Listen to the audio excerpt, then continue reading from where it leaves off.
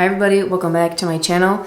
To be honest, this look that I have in mind is not very planned, but every single time I'm on my phone, I see these makeup tutorials using the Yes to Heaven Lana Del Rey song, and I know it uses that song before even clicking on it because you just see the cover and you see that sort of makeup look that they're creating and it just goes with it. Despite the fact that it's a popular song, the makeup look still has to fit the vibe. And all of them look very angelic, fresh, glowy. What else do we want? That's what I wanted to recreate today, kind of a combination of all of them. And it's perfect for spring. So let's get started. Now to prep the skin, if you have super dry patches anywhere, I like to use the Fresh Rose Deep Hydration Facial Toner on a cotton pad and just press it wherever you get dry. For example, for some people or for me in the winter, it's around my nose area. I don't get shiny around here. I get actually quite dry. And then it's weird because sometimes then I'll get oily right here, but not around my nose. So it's a lot of pinpointing with skincare products. Or another great toner for like combination skin is the Fenty Fat Water. I love using this on clients that I don't want to use a lot of moisturizer on, something lightweight, and it will ensure that their makeup will last a long time because you're not using any super thick or emollient moisturizers, but this will prevent the oils from coming through quickly. So because I think it's with niacinamide as well. Yep. So those are some skincare options for catering to your skin type. I also like to use, what I'm going to use right now is the Kiehl's Ultra Facial Cream. This is great for any skin type, but make sure you look at what type of moisturizer you're using depending on your skin concerns. So what I'm going to do first is prime my eyes with my Tarte Shape Tape Concealer. This is in the shade Light Medium 29N. I like this one because I might have mentioned it either in my Instagram tutorials or here on YouTube, but this one has a little bit more of a yellow undertone, and I chose this on purpose because it really blanks out the canvas with any veins or discoloration of blue tones that you have around your eye. And then you can change whatever color you want in terms of eyeshadow by setting it like with a translucent powder or a super light white powder. When I do cool tone makeup looks though, this does not look good by itself, so I do have to set with a white powder. Perfect palette technically for this makeup look would be the Makeup by Mario Ethereal Eyes eyeshadow palette, but not everybody has this, so use whatever you do have. And if you do have that palette, maybe I'll make a makeup tutorial out of it. But any light tones, as well as an eyeliner, is all you need for this makeup tutorial.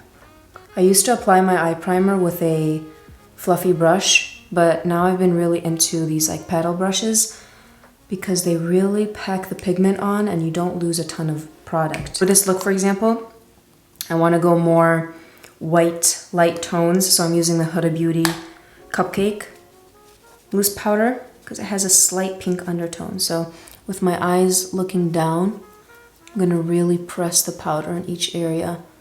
It doesn't work enough to just sweep over some powder on the eyelid.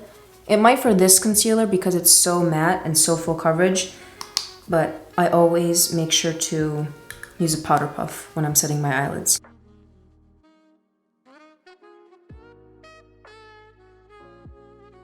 I'm going to take the same palette that I used in my last tutorial, the e.l.f. Mad for Matte.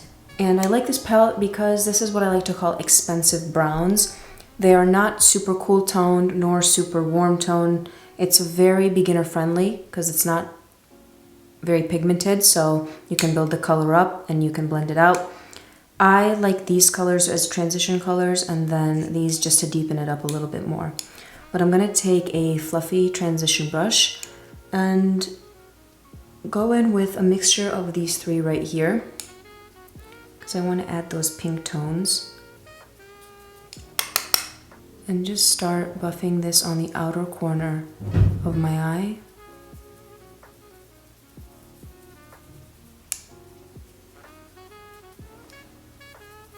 This is just to add a little bit of dimension, especially since I have hooded eyes. But if you don't, and you have like a distinct crease, then you don't have to do this.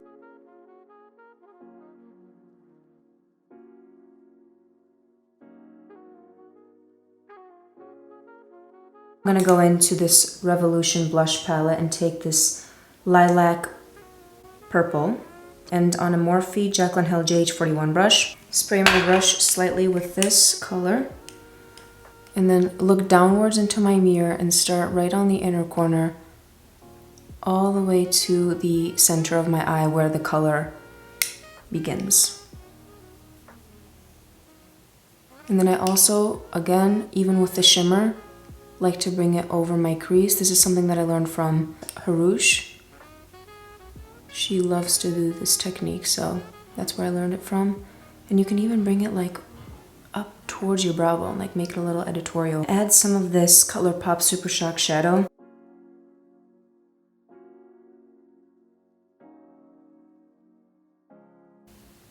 You know what, you can just bring it all over your crease. It doesn't really matter.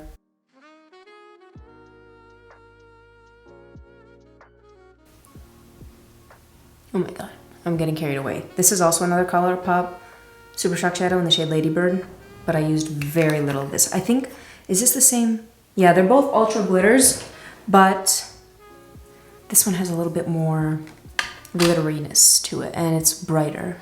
That's why I wanted to concentrate it there and just blend it all over. You don't have to if you want to keep it extra light, but I'm gonna go in with some black eyeliner, really thin on the outer corner, and make my eye more doe-eyed instead of elongated cat eye.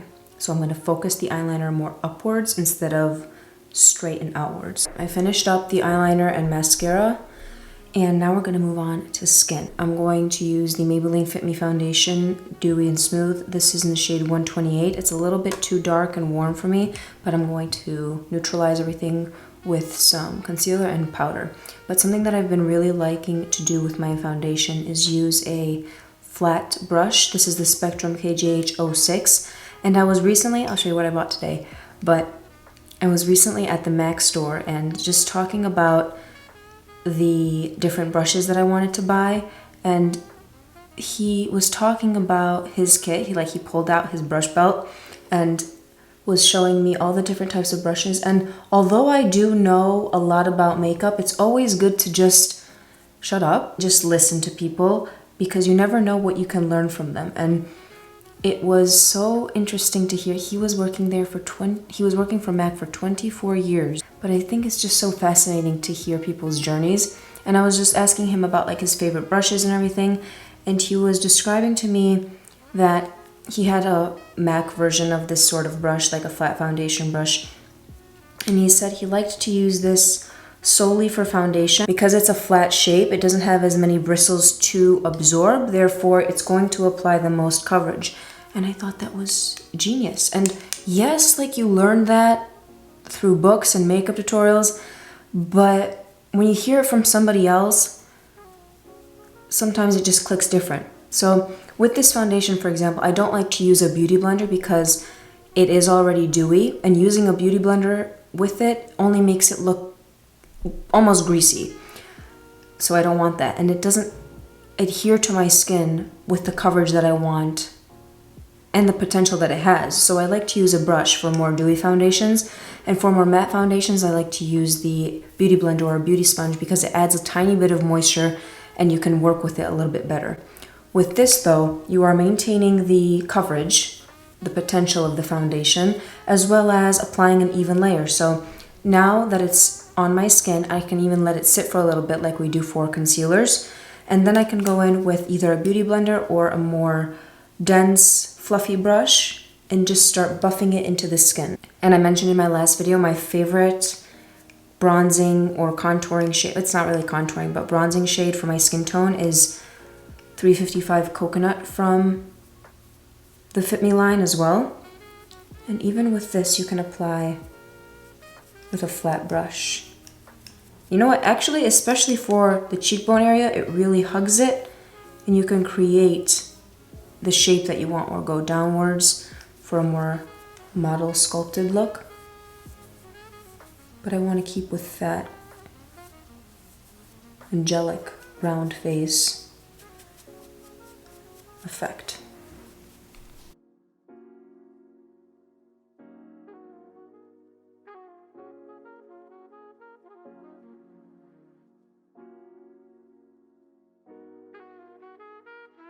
For my nose, actually, though, my favorite contour color is Fenty Beauty Mocha. Even for deeper skin tones, the color Truffle is perfect. She really nailed these colors.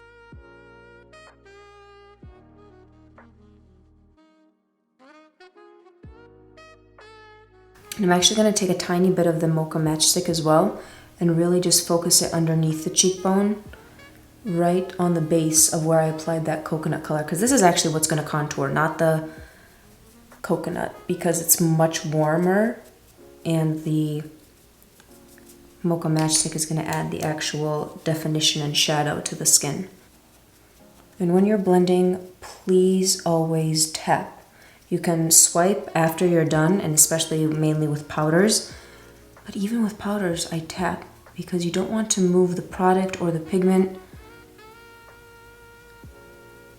And as you can see, I'm pushing upwards when I'm doing my contour because I technically applied it right where my cheekbone is. I should have applied it a little bit higher because I'm going to be blending downwards. So that's a tip as well for when you're doing your own makeup.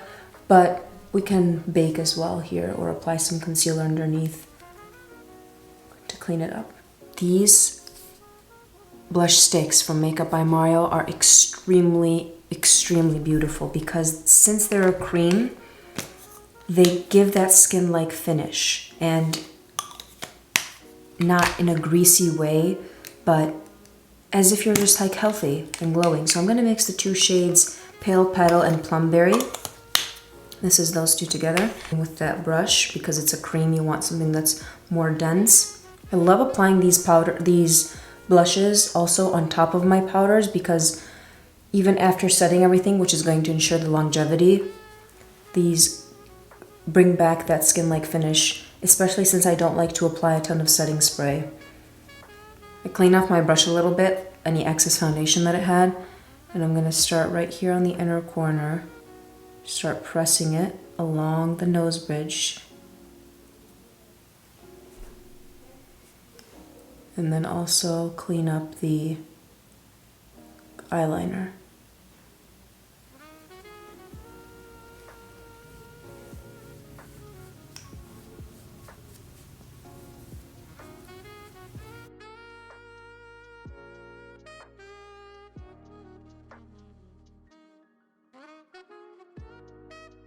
I wanted to talk about like what I'm noticing on my skin right now.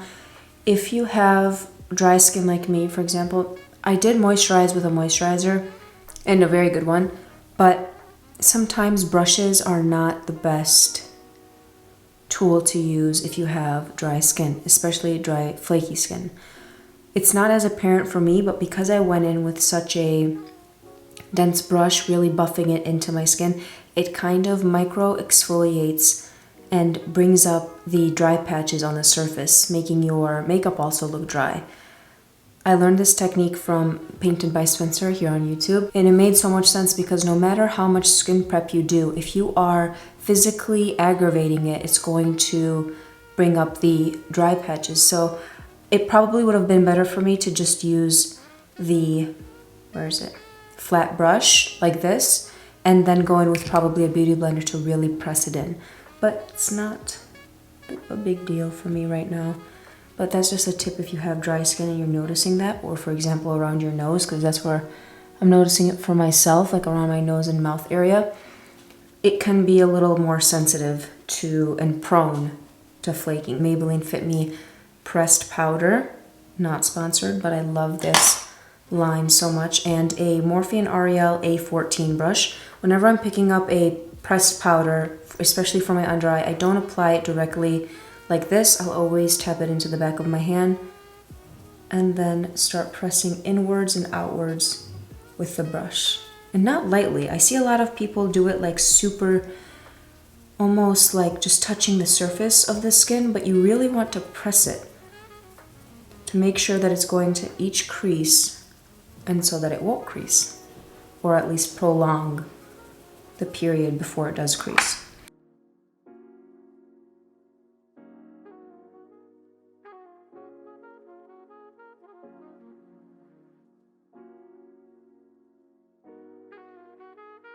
look at what I bought today.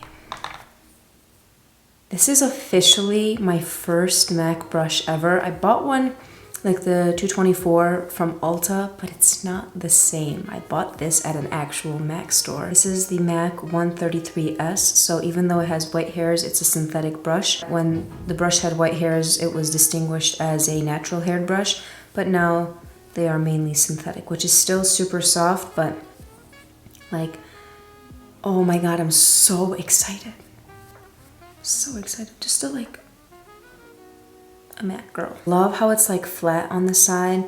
It's because I can like really brighten the under eye or create a super sharp contour, highlighter, pat on some blush. It's perfect. Okay, so for blush, I'm going to use the Essence Rosy Rosewood blush. Oh my god, I keep giving these blushes a chance. Is it just me? Am I like overreacting? But I still don't think so. Is it patchy or not? I can't really tell because I'm like blinded by trying to love it.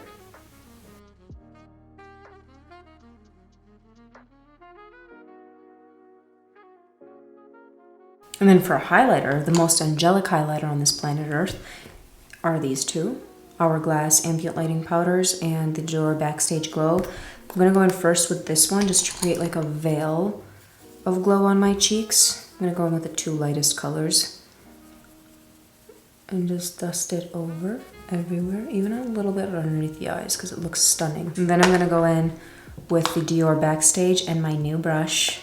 I'm gonna spray my skin a little bit with the Make It Last from Milani. I love the smell of this. It reminds me of the first time I started makeup. I'm gonna use more of Pale Petal and pat it in the area that I want the makeup to look like skin. Patting.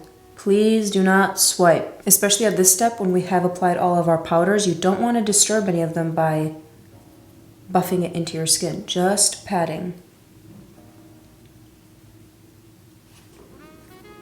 People are gonna scream at me because this is a super full glam look, even though I said angelic.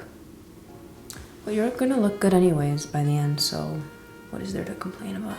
For my lip combo, I used Jacqueline Cosmetics liquid lipstick in the shade Oh Hi and LA Girl lip liner in the shade Blushing with NYX Cosmetics Fortune Cookie lip gloss in the center and all over. This is the finished makeup look. I'm really happy with the way it came out because it's super light in color. I know it's full glam. I'll do another tutorial that it's extremely natural, but this is the vibe that I was going for. Super glowy, angelic, perfect for spring. So I hope you guys enjoyed today's video. If you did, please give it a thumbs up. Subscribe to my channel down below. I also film vlogs that show the behind the scenes of my life as a freelance makeup artist, as well as a pre-PA student, full-time college student. So if you guys are interested in that or want to join my journey, please subscribe. And again, thank you so much for watching, and I'll see you on the next one. Bye.